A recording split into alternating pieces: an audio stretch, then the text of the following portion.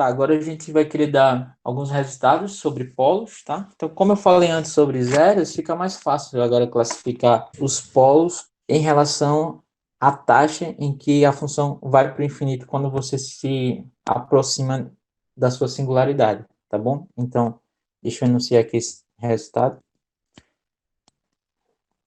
Se f tem um polo em z0,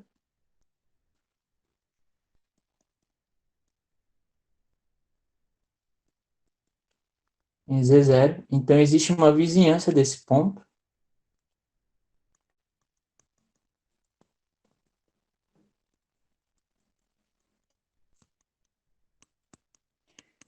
Existe uma vizinhança U de z0 e uma função holomorfa h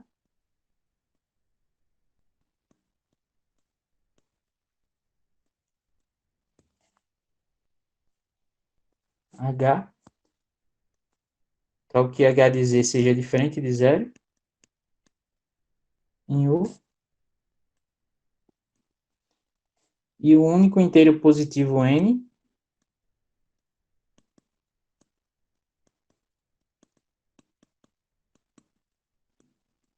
positivo n, tal que você consegue escrever perto do ponto f assim, né? Tal que f de z seja igual a z menos z0 elevado a menos n, tá? Ou seja, você vai estar dividindo por z menos z0 vezes h de z, tá? Onde h é uma função holomorfa diferente de zero, para todo z pertencente a U, certo?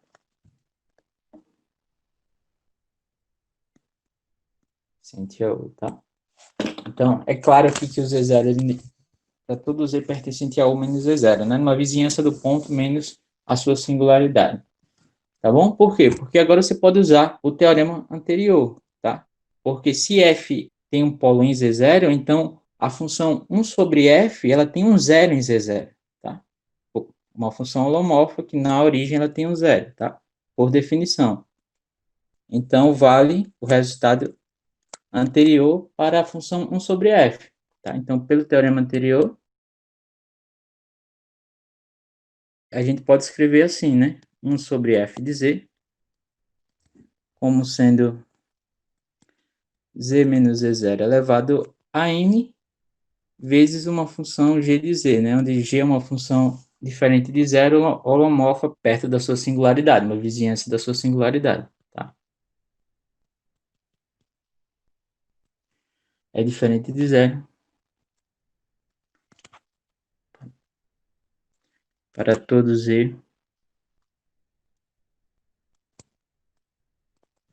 todo z pertencente a uma vizinhança U de z0, tá? E g é holomorfa, né?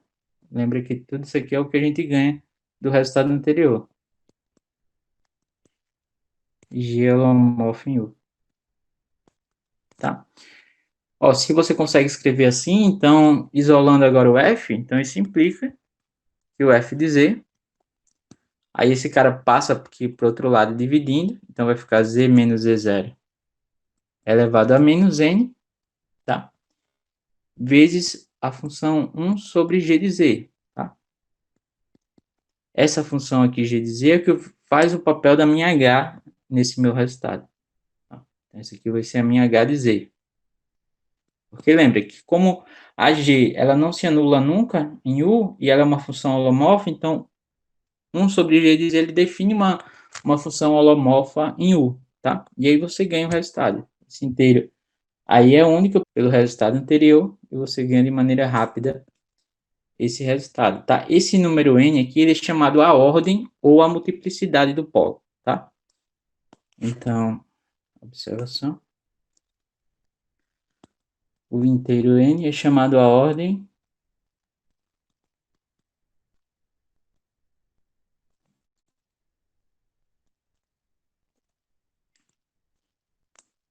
ou multiplicidade do polo, tá?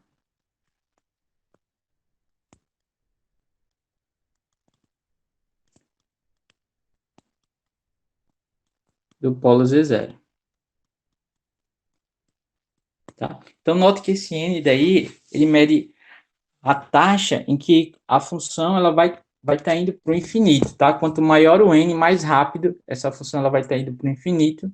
A norma dessa função vai estar indo para o infinito quando z se aproxima de z0, tá? É claro, né? Veja que a função f de z, perto ali do polo, ela vai ser uma função h, diferente de zero, uma função holomorfa, dividido por z menos z0 elevado a n, tá? Então, se esse n for um número muito grande, quanto maior o n, maior a taxa em que essa função ela vai estar indo para o infinito, tá bom? Então, a gente diz que um polo de ordem 1, quando esse n for igual a 1, é dito simples, tá?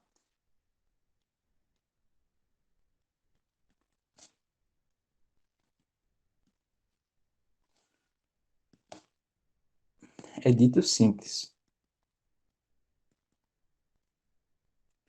Então, por exemplo, a função que a gente tinha falado, né? Vou colocar uma função um pouquinho diferente, tá?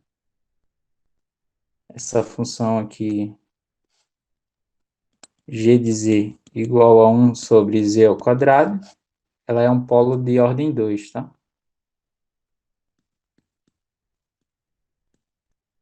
Então, é um polo não. Zero é um polo de ordem 2. Você tem a função e tem o ponto, né?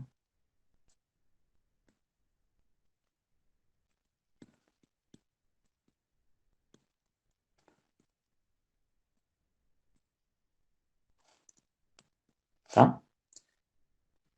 E tem esse resultado daqui, que é simplesmente quando você multiplica, se você escreve essa função h como série de potências, essa função h como uma série de potências, e multiplica por esse outro fator, por z menos z0 elevado a menos n, você ganha esse resultado daqui, tá? Eu vou anunciar assim, teorema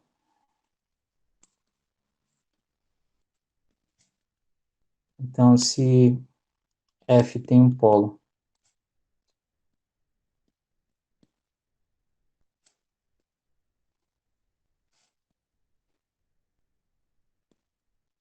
de ordem n,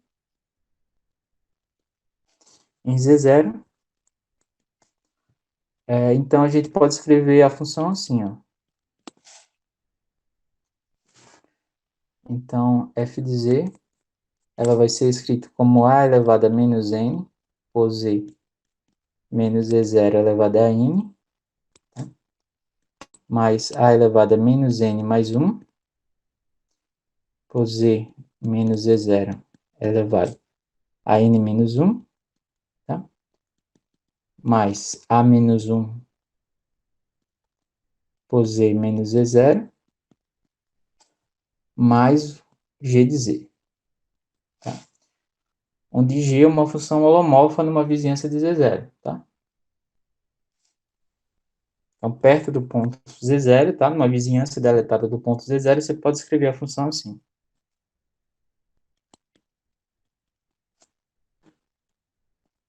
Aqui é g, tá? Essa coisa feia aqui é um g.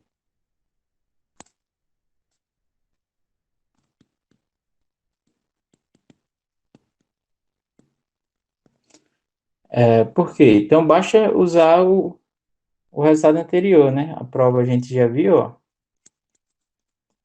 E f de z, ele era igual a 1 sobre z menos z0 elevado a n por h de z, tá? Onde h de z é uma função holomorfa diferente de zero, uma vizinhança de z0, tá? Então, como ela é uma função holomorfa em um aberto, né? Uma vizinhança, então, como h é holomorfo?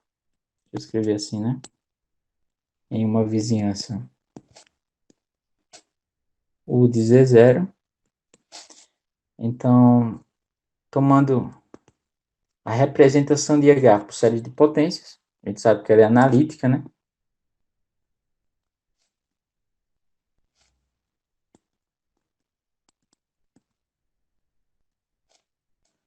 De H, representação de H como série de potências.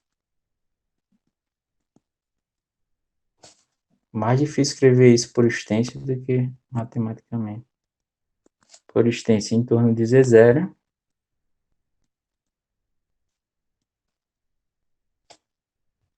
Ou seja, em um disco D, A gente sabe, né, que a única condição aqui que a gente precisa é que o disco D esteja contido em U, né? Esse disco centrado em Z0, vou colocar assim, que esse disco centrado em Z0 e raio epsilon é qualquer disco que esteja contido em U. Na prova que a gente deu, não importa quem é esse raio, né? Só importa que ele esteja contido no domínio da função, tá bom?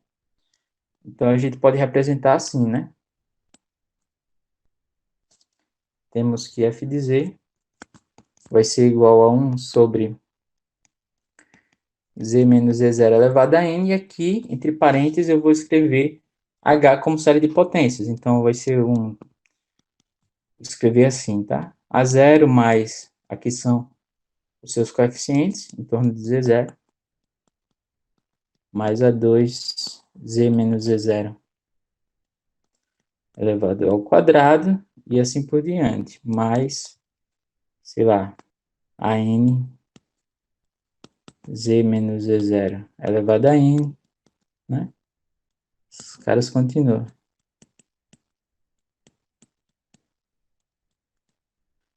Z menos z0 elevado a n mais 1, e assim por diante, tá? Então, quando você multiplica todos esses fatores aqui na verdade, você está dividindo por z menos z0, então quando você multiplica, você encontra essa representação daqui, tá? Note, por exemplo, ó, nesse caso, multiplicando, vou deixar para vocês fazerem a conta. Obtemos, é só multiplicar, tá? Cada um dos fatores. Obtemos que o A0 vai ser o cara que eu escrevi como sendo A menos N, tá? A menos N. Opa. A menos N até o outro, né? Até o último cara. E aí você teria aqui o AN menos 1 é igual ao A menos 1, que eu escrevi aqui na minha fórmula, tá? E você tem aqui o resto, né? Mais o AN, ou seja, e a função g de z, a função g de z que eu escrevi aqui, ela teria essa representação daqui, que seria o AN mais o AN mais um z menos z0, e assim por diante, tá? Então, essa aqui é a nossa função g, esses aqui são os coeficientes, e eu escrevi f dessa maneira aqui que eu queria, tá bom? É só multiplicar. Vou deixar para vocês verificarem aqui os detalhes, beleza? Uma outra observação é que essa parte daqui, ó, é chamada de parte principal, tá? Parte principal do polo de ordem n. Então, essa parte aqui que tem esses caras com potências negativas. Deixa eu colocar essa definição. P de z igual a menos n, z menos z0 elevado a n, mais a menos n mais 1, por z menos z0 elevado a n menos 1, mais esse cara daqui, né? A menos 1 por z menos z0. Eu vou chamar isso aqui de parte principal, tá? Parte principal.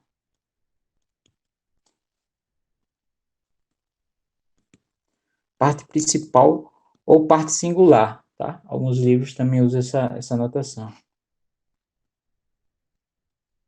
Parte principal de F no polo Z0. Mas eu vou adotar principalmente essa notação daqui de parte principal, tá? Tem um desses coeficientes, que é esse cara daqui, ó, ele é muito importante, tá? Muito, muito importante. Ele vai ser chamado o resíduo de F no polo Z0, tá? A menos 1, uma outra anotação, tá? É o resíduo de F no polo Z0, tá? Não importa se esse polo é de ordem N, de ordem 1000, de ordem 1, esse coeficiente aqui, o A menos 1, tá? Que é o que vem obrigatoriamente antes da parte holomorfa, ele é chamado do resíduo, tá? O resíduo, por que o resíduo é importante? Eu vou comentar mais na aula que vem sobre isso, tá? Principalmente porque quando você, por exemplo, toma a integral, deixa eu comentar isso brevemente, tá? Por que que a gente dá um nome para esses coeficientes?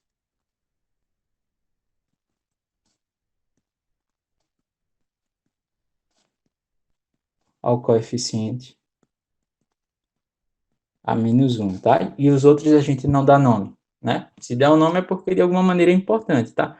Porque, por exemplo, se você toma a integral de P ao longo de um círculo, tá? E divide por 1 sobre 2π, então você vai ter isso daqui, a integral da parte principal, vou colocar assim, por conta disso daqui, tá?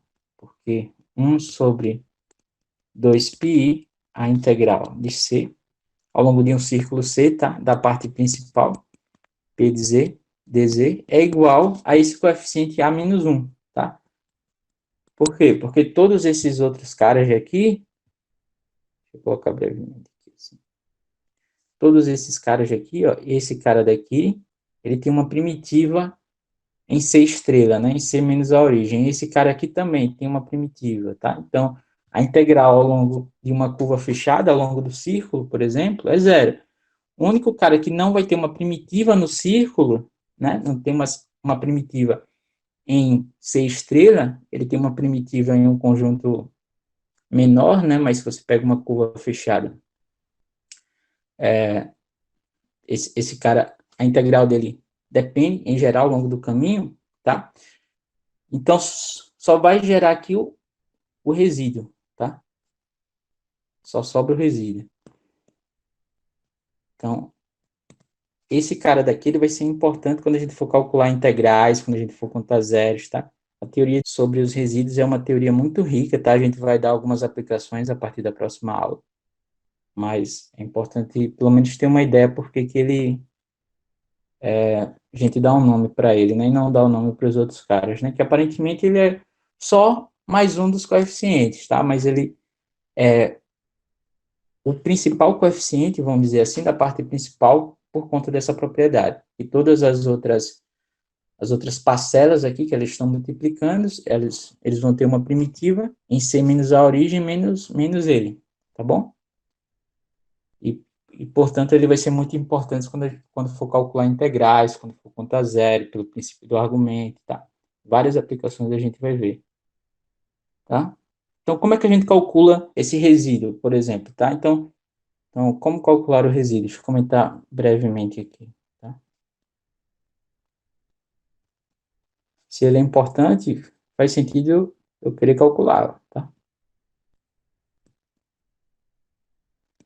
Como calcular resíduos? Você pode calcular assim, ó. Por exemplo, a gente viu que se Z0 é um polo simples de F,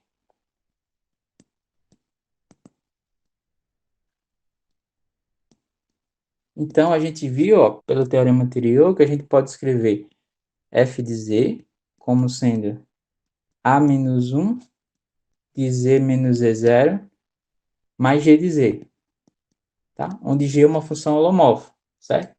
Então, em particular, se você multiplicar toda essa igualdade aqui por Z menos Z0, você ganha isso daqui, né? Você ganha aqui Z menos Z0 vezes F de Z é igual ao resíduo, né? Que é o A menos 1, mais Z menos Z0 por G de Z, tá?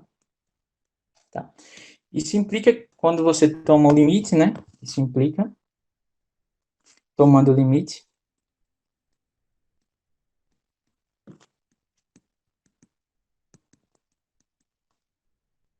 quando Z tende a Z0, que o resíduo de F no ponto Z0, tá? Que é o A menos 1, ele vai ser igual ao limite de quando Z tende a Z0 desse cara daqui,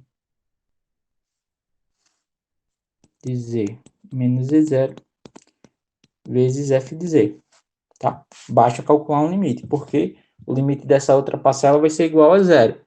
Lembra que a G é uma função holomorfa, Z menos Z0 também é holomorfa e Z menos Z0 se anula na origem, tá? Então, esse outro limite aqui vai dar zero.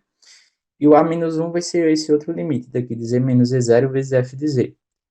Tá bom? Eu não comentei, mas em geral vou denotar assim, né? Esse resíduo, uma notação para ele, é que eu acabei de escrever. Ele é o resíduo de F no ponto Z0. Tá bom? É a notação que a gente vai...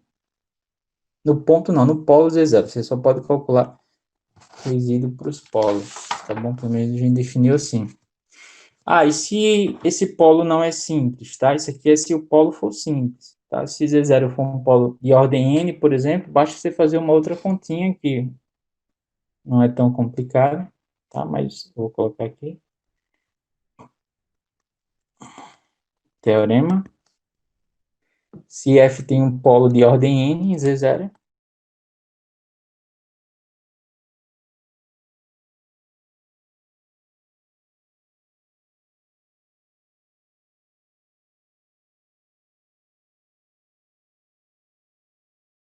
Se F tem um polo de ordem N, Z0.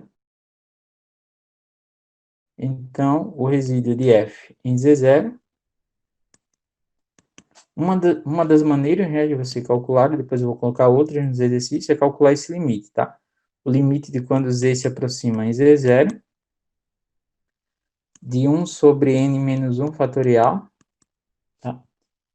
Sobre a enésima menos uma derivada, em relação a N menos 1, dessa função aqui, da função Z menos Z0 elevado a N por F de Z.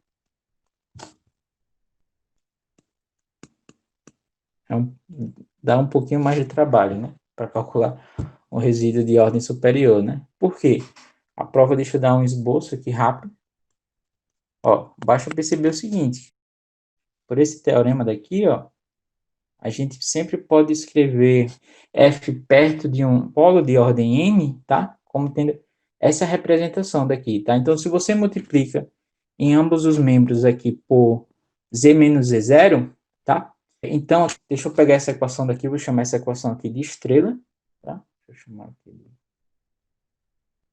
estrela, e eu vou multiplicar a estrela por Z menos Z0 elevado a N, tá? Então, multiplicando estrela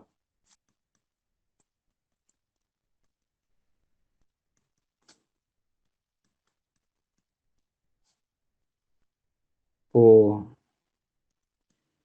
Z menos Z0 elevado a N, né? Você ganha isso aqui, né? Você ganha aqui Z menos Z0 elevado a N vezes F de Z. Ele vai ser igual ao A menos N mais A menos N mais 1 Z menos Z0 mais A menos 1 Z menos Z0 elevado a N menos 1, tá?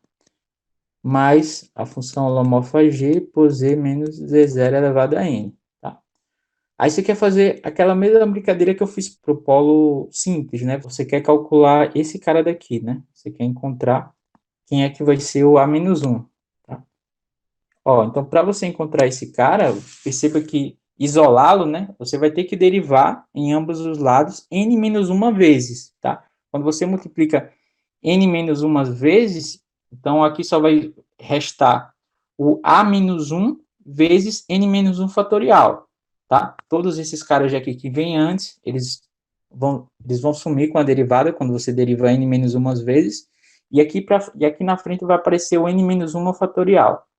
N menos 1 fatorial. Então, para encontrá-lo, basta você tomar o limite aqui em ambos os lados. Então, o resíduo de f em z0 vai ser simplesmente 1 sobre n fatorial dessa enésima menos uma derivada dessa função. Tá bom? Simples, simples assim. Agora, deixa eu dar uma caracterização simples dos polos, tá? Pode ser útil para você ver de cara se uma função, se uma determinada singularidade é um polo ou não de uma função, tá? Basta você usar esse critério daqui.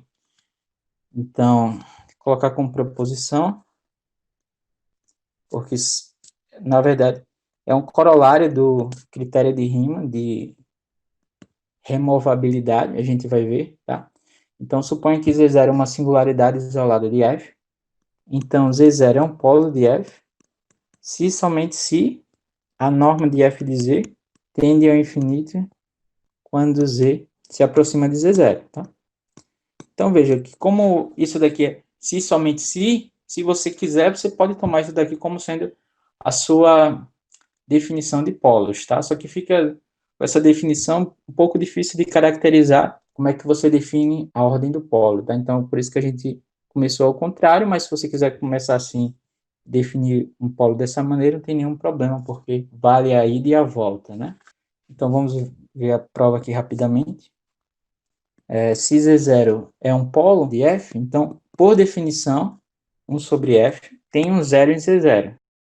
Isso implica, né, que a norma de f de z tende ao infinito quando z se aproxima de z0.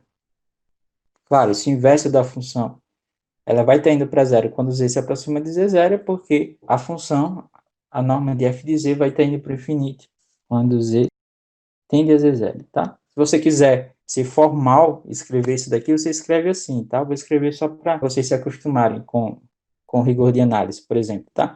Então, se 1 sobre f tem um zero em z0, então isso quer dizer que para todo m, em particular o limite, deixa eu colocar aqui, disso daqui, né, de estrela,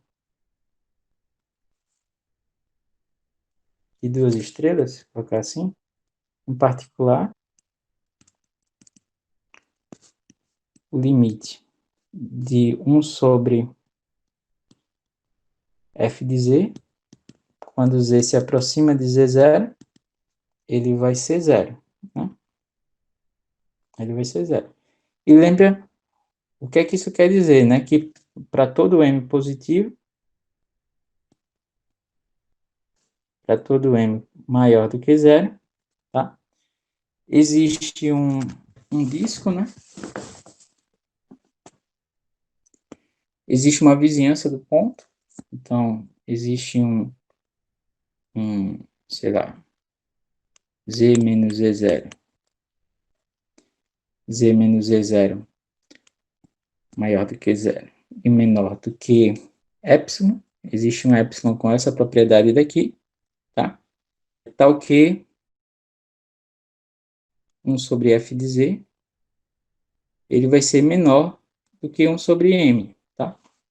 Esse número daqui é tão pequeno quanto você queira. Você pode colocar assim, entre parênteses, tá? Na verdade, tem que colocar em valor absoluto, tá? Mas se você inverte aqui esse cara, ó, isso implica que f de z, se você pega o z aqui numa vizinhança do z0, nessa mesma vizinhança, isso implica que o f de z ele vai ser maior do que m. A norma de f de z vai ser maior do que m, tá? Que quer dizer isso daqui, né? Que a norma de f de z está indo para o infinito, porque esse m daqui ele é um número arbitrário, um número real positivo arbitrário, tá? Então, se você quiser que a norma de f de z seja igual a 1 trilhão, maior do que 1 trilhão, por exemplo, você consegue fazendo isso daqui, tá bom? Então, a função vai estar indo para o infinito. Agora, a volta, né? Aqui foi só para colocar um certo rigor, né? Se você não estivesse enxergando isso daqui, tá bom? Então, reciprocamente,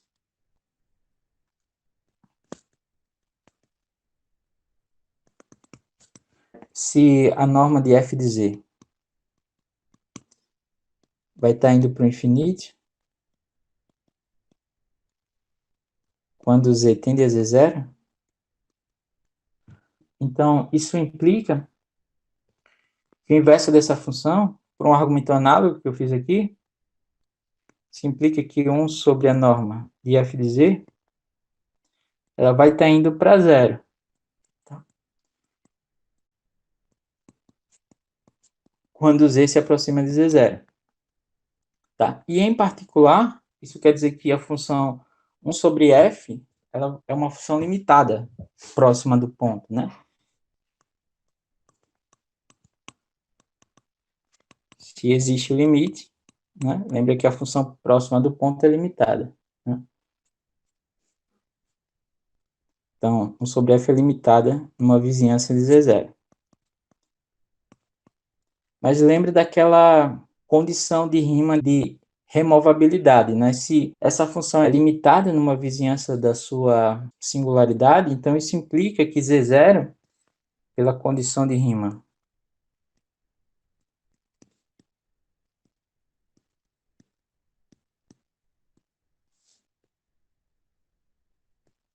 opa, pela condição de rima de removabilidade, isso implica que 1 sobre f tem uma singularidade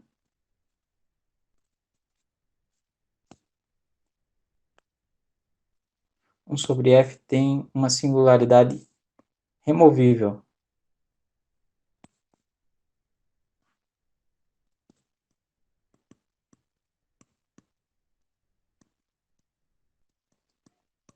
Removível em Z0. E por essa condição daqui, ó, que 1 sobre a norma de f de z tende a zero, obrigatoriamente ela deve se anular em Z0, tá?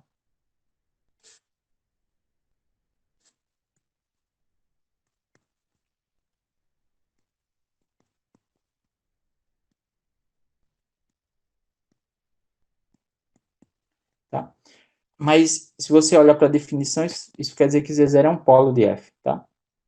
Isso implica que Z0 é um polo de f.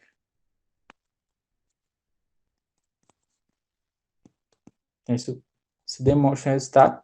Então, a gente tem essa maneira legal aqui de caracterizar polos, que um determinado ponto vai ser polo de f se somente se a norma de f explode quando você se aproxima do ponto, tá? Então, isso daqui diz que a gente pode classificar singularidades em 3 categorias, tá? Então, deixa eu colocar quem são essas categorias. Em 3 categorias, de acordo com o comportamento perto da singularidade. Categorias.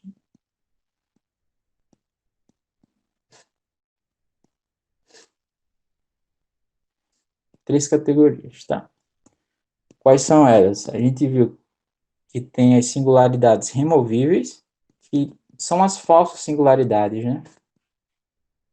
Elas não são singularidades de verdade, porque você pode simplesmente definir uma função holomorfa no ponto, né, que coincida com a função original. Singularidades removíveis, você pode de fato removê-las, que uma condição que a gente viu para essa é que f é limitada simplesmente se você encontrar uma vizinhança, tá ok?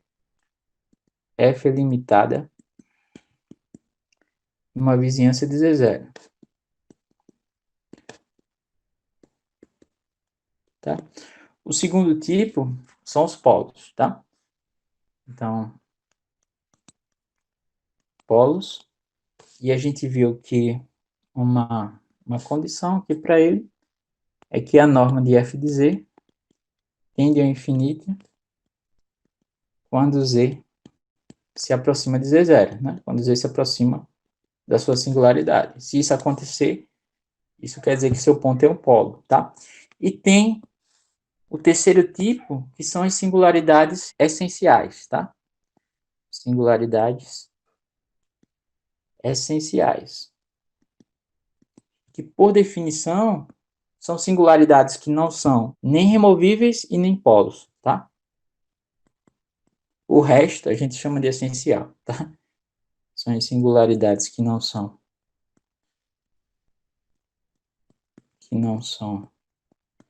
removíveis e também não são polos.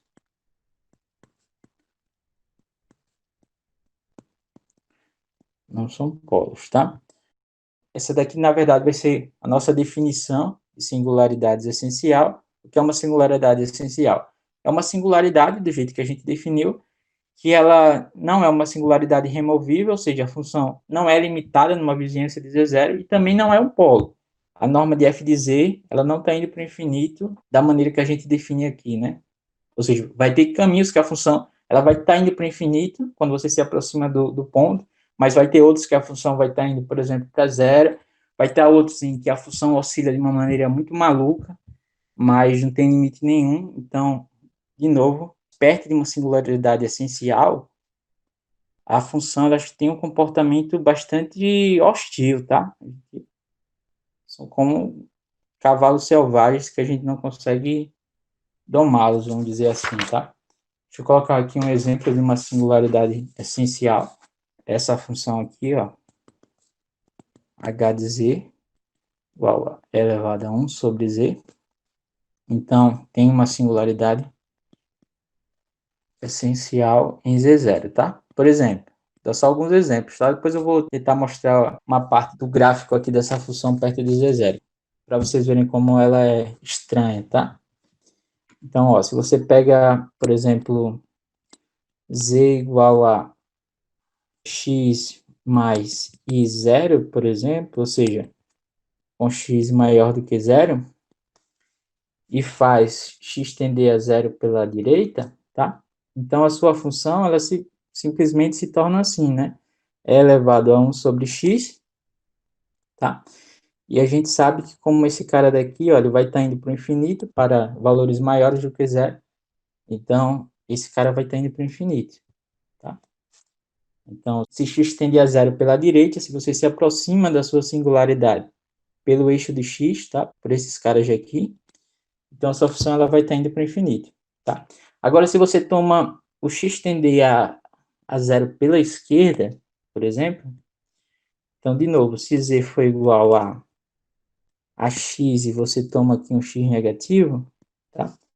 Ou seja, você faz o x tender a zero pela esquerda, então a sua função, né, h vai ficar e elevado a 1 sobre x, tá?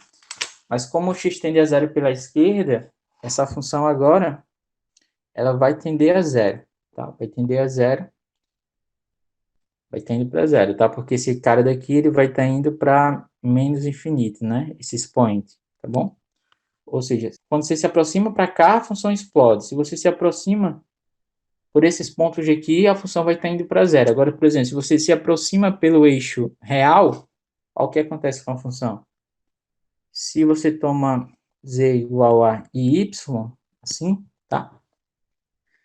Então, é elevado a 1 sobre z, vai ser igual a e elevado a 1 sobre i y, né? Que aqui você pode escrever como e elevado a menos i sobre 1 sobre y. Pode escrever assim, tá? Basta multiplicar aqui em cima e embaixo pelo conjugado de i, né? Que é menos i, tá? E aqui você usa a fórmula de Euler, vai ficar assim, né? Vai ficar o cosseno de menos 1 sobre y, né? Mais i vezes o seno de menos 1 sobre y, tá? Então, se você faz aqui o y tender para zero, então esse cara daqui, ó, 1 sobre y, ele se torna um valor muito grande, né, em módulo, e ou seja, esses caras aqui, eles ficam oscilando aqui no círculo, né, porque esse cosseno de um determinado número mais i vezes o seno de um determinado ângulo, não importa qual ângulo seja, esses pontos estão sempre no círculo, tá? Então, a função ela fica dando voltas aqui no círculo de uma maneira muito, muito rápida, tá? Mas não está se aproximando de ponto nenhum, tá? Veja como é bem arredio, né? O comportamento da função perto de uma singularidade não essencial, tá? Então, para deixar claro ainda mais como é interessante o comportamento da função perto de uma singularidade essencial, tá? A gente vai dar esse resultado, que é o teorema de Kazurad-Weierstrass. Esse caso aqui não é um caso atípico, tá? Ele é, vamos dizer assim, um protótipo para o que sempre acontece. Ele diz o seguinte, tá? Que se f é uma função holomorfa em uma vizinhança deletada, não importa o quão pequeno seja essa sua vizinhança, tá? Então, suponha que f é holomorfa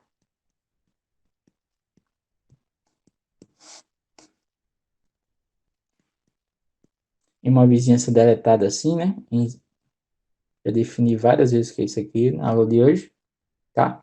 Ou seja, isso aqui é o disco aberto, né, de centro Z0 e raio R, menos o ponto Z0, tá? Só para deixar claro de novo. E Z0 é uma singularidade essencial de F.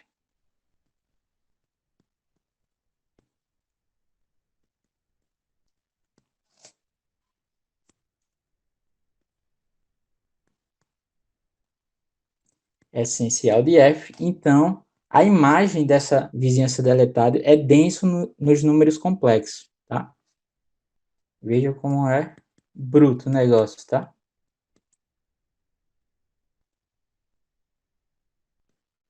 Porque essa vizinhança ela pode ser uma vizinhança muito pequenininha, né? Ou seja, o fecho desse cara é os números, todos os números complexos. Isso quer dizer que você pode aproximar qualquer número complexo pela imagem de algum ponto que pertença a essa vizinhança deletada, né? Então, por exemplo, aqui, ó, se Z0 for uma singularidade essencial, e aqui você toma uma vizinhança deletada, não importa o quão pequeno seja essa vizinhança, a imagem desse cara vai ser densa em todos os números complexos, tá? Fazer um desenho só para vocês verem o quão que é interessante esse resultado. A prova não é difícil e a gente vai provar agora, tá?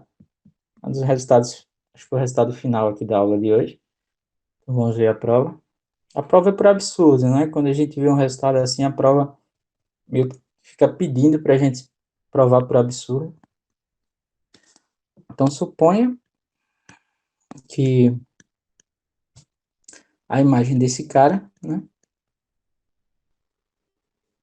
F de raio F, dessa vizinhança deletada, não é densa em C. Então, suponha por absurdo que não é densa em C, tá? Então, o que é que isso quer dizer? Que existe um número complexo que contém um disco que está contido no complementar de C menos essa imagem daqui, né?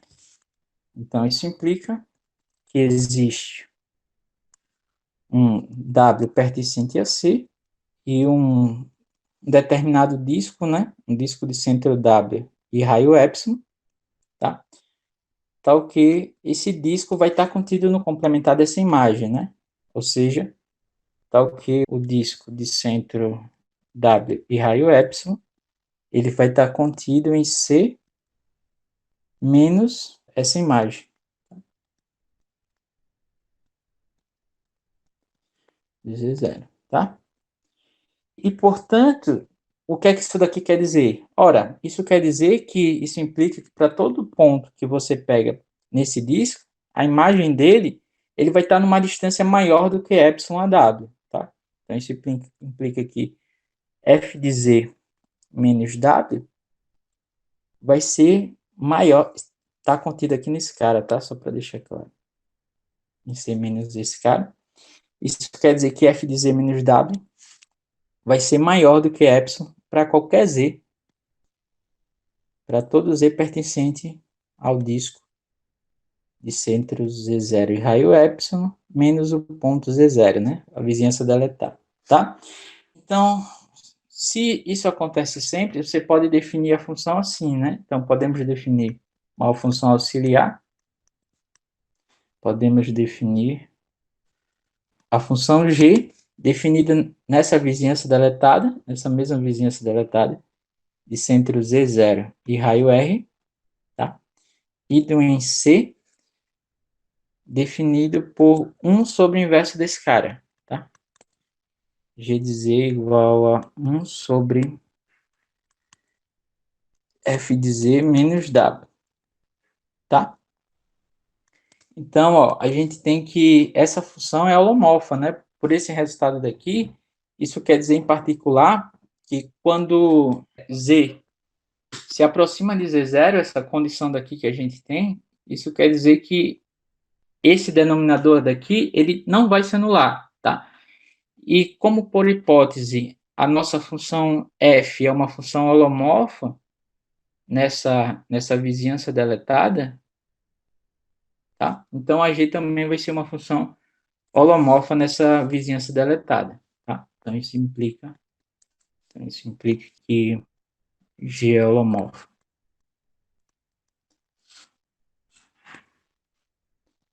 Essa vizinhança deletada aqui, tá? Agora vamos olhar para a norma de G, né? Então isso implica que a norma de G de Z,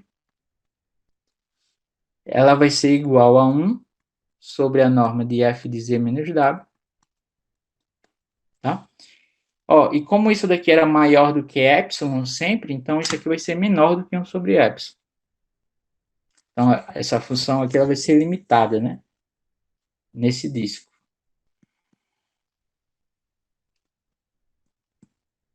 É o domínio dela, tá? E, portanto, pela caracterização de Riemann, de removabilidade, a gente tem que G tem uma singularidade removível em Z0, tá? Isso implica que a G em singularidade removível em Z0. Tá? Agora você tem duas condições, né? Você pode ter que o G de Z0, ou seja, que é a extensão dela, né? Se G de Z0 for diferente de zero, tá? Então, isso implica que a função f de z menos w é holomorfa em Z0.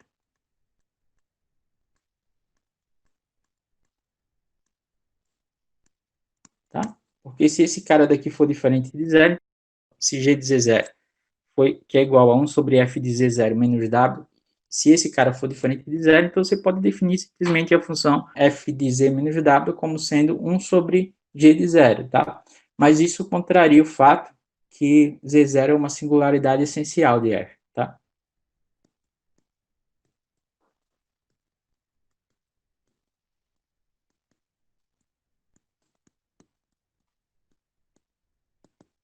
Singularidade essencial de f. Agora, se g de z0 for igual a zero, então você vai ter que f de z menos w, o inverso dessa função,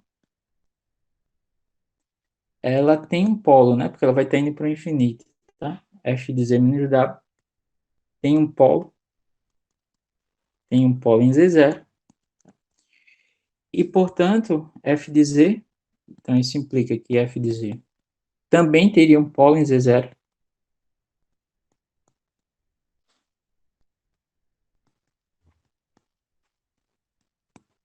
tá? Porque se a norma desse cara, f de z menos w, vai estar indo para o infinito quando z se aproxima de z0, então você consegue provar com isso que a norma de f de z também vai estar indo para o infinito quando z se aproxima de z0, tá?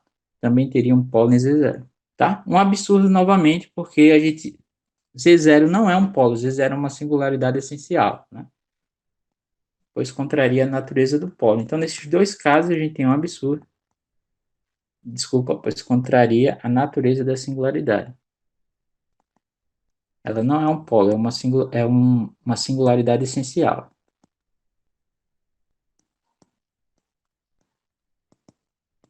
Tá? Então, de fato, a gente conseguiu provar, tá? Como a gente supôs que não é denso e chegou num absurdo, em ambos os casos aqui, então, de fato, então, um absurdo. Eu já argumentei, né, que era um absurdo, então a gente conclui aqui o teorema e a gente tem, de fato, que vale isso daqui, tá? Que a imagem de uma vizinhança deletada, não importa o quão pequeno seja essa vizinhança, ela é denso nos números complexos, tá? Só para ficar ainda mais claro como essa singularidade essencial tem um comportamento bem interessante, eu vou só enunciar dois resultados que não sei se vai dar tempo de provar durante o curso. Na verdade, eu vou enunciar só um, tá? Que é o grande teorema de Picard. Ele anuncia o seguinte, tá? Que ele é um resultado mais forte do que esse daqui, né? Que vale sempre, tá? Deixa eu enunciar. Só que a prova desse outro resultado é bem mais difícil, tá? Não é nada trivial, eu passaria, sei lá, daria um pouquinho de trabalho para provar, tá? A gente mostrou que é denso, né? Na verdade, ela assume todos os números complexos, menos possivelmente um ponto, tá? Ele diz isso. Esse resultado aqui ele é conhecido como o grande teorema de Picard. Ele diz que se F é holomorfa em uma vizinhança deletada de Z0, e Z0 é uma singularidade essencial de F, então F assume todos os valores complexos, tá? Não importa o quão pequeno seja esse disco aqui, tá? Assume cada número complexo, tá? Com no máximo uma exceção, tá? Pode ser que ela não assuma um número complexo. Deixa eu apagar aqui.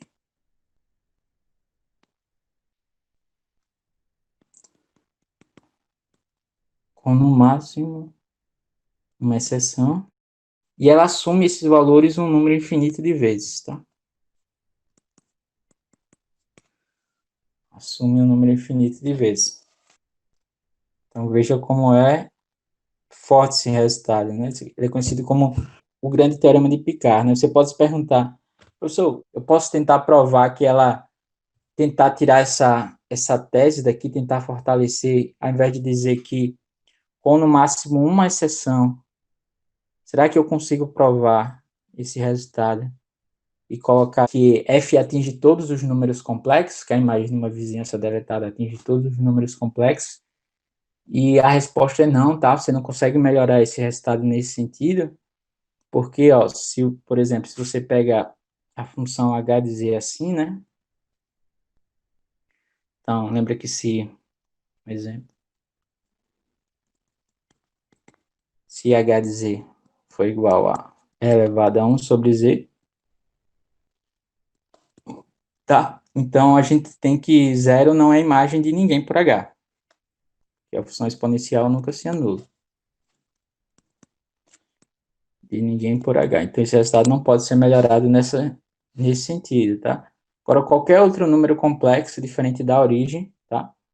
Não importa quão pequeno você toma essa vizinhança aqui do zero, essa vizinhança deletada, tá? E aqui os números complexos, para qualquer outro cara, sei lá, um cara aqui, então vai existir infinitos pontos dentro dessa vizinhança deletada que estão mandando esses caras nesse ponto aqui, por exemplo, tá? Qualquer ponto. Esse é o resultado que fala o grande teorema de Picard, tá?